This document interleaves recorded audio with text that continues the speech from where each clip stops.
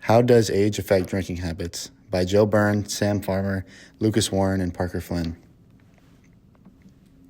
The point of this study.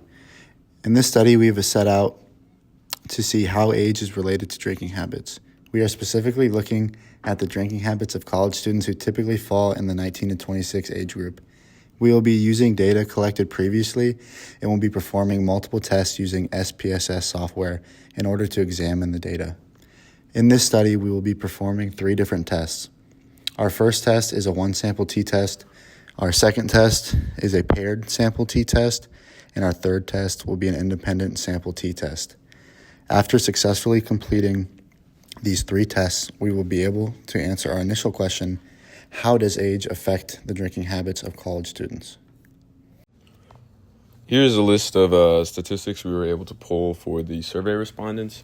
Of the 200 respondents that were listed, 94% or 188 of the respondents consumed alcohol. 41.5% or 83 respondents were male students, while the remaining 57% or 114 were female students. And the average age of respondents in the survey was 21.06. The average GPA of respondents in the survey was 3.21. And the average student had 5.62 drinks a night when going out. One sample t-test. Question: how many nights a week on average do the survey respondents go out to the bar? Null hypothesis: survey respondents go out an average of 2 or less nights per week to the bar. Alternative hypothesis: survey respondents go out an average of more than 2 nights per week to the bar. The sample mean was 2.6223, meaning the survey respondents go out an average of 2.6223 nights per week. The sample mean was not in range of or consistent with the null hypothesis, meaning that we would divide the p-value by 2. Based on our p-value being less than our significance value of 0.05, we find our p-value to be statistically significant.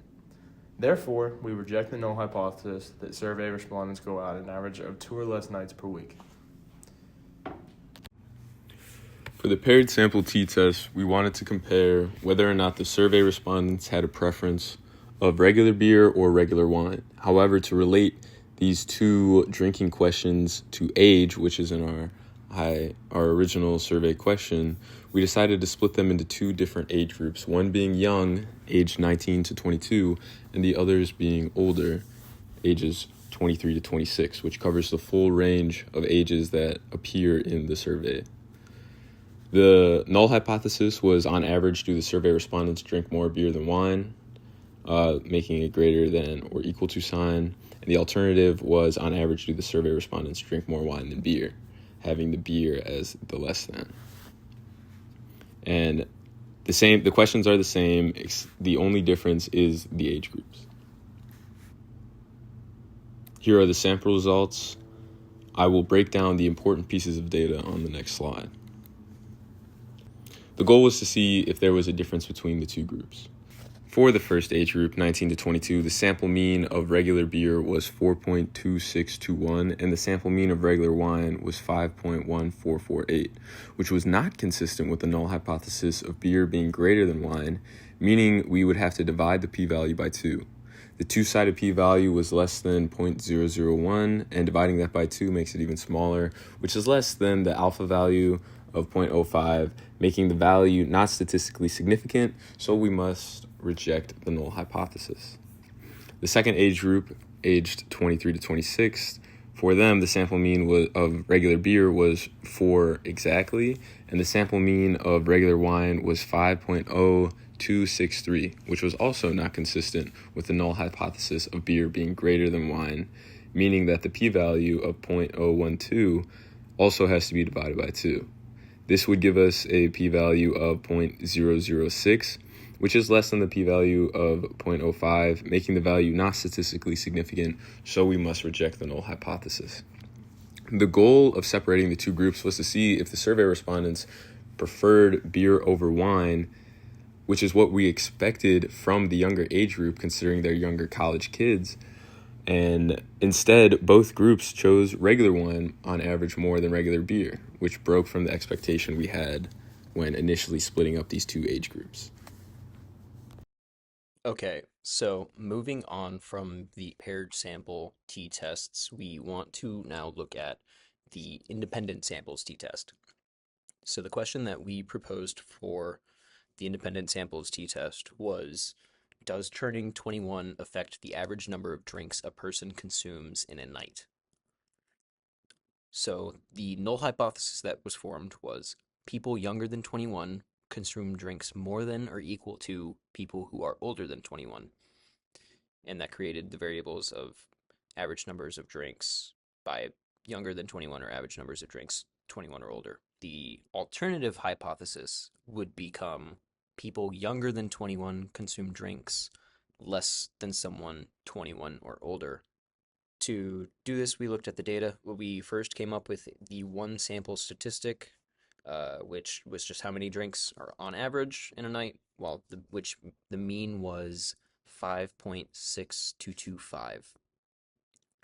So we wanted to take the group statistics so it's how many drinks on average, and then we did a split from a cutoff where it's exactly at 21 or older than, which had a number of 158 people, and then younger than 21, which had 38 people.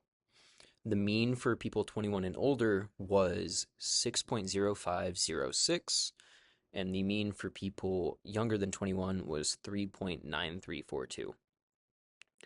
So neither of those were really all that close to the mean that we got from the one sample.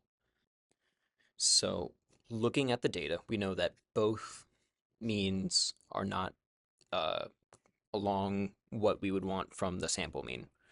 So because of that, we know that we are going to have to divide the p-value in half. And also knowing that we have to use the Levene's test for equality of variances with independent samples t-tests, we know that the significance value is above the alpha of 0.05. So using the Levene's test, and because the significance value is above the alpha of 0.05, the data that we will use will be along the first line, the equal variance is assumed line. And so taking the p-value away off of that line, knowing that we have to divide it in two, it's still going to result in a p-value that is less than 0.001. Knowing that we have this p-value less than 0.001, it is less than the significance value of 0.05, which would mean that we would reject the null hypothesis of people who are younger than 21 would consume more than or equal to the same number of people who are older than 21 or at 21 years old. In conclusion, in this study, we learned about college students and their drinking habits. We specifically learned how age plays a factor in the party life of students. We learned college students go out more than 2 nights per week. Both groups preferred wine. We were surprised by these findings because we assumed that younger students would prefer beer, and that students 21 and over do not drink the same amount of alcohol as students under the age of 21.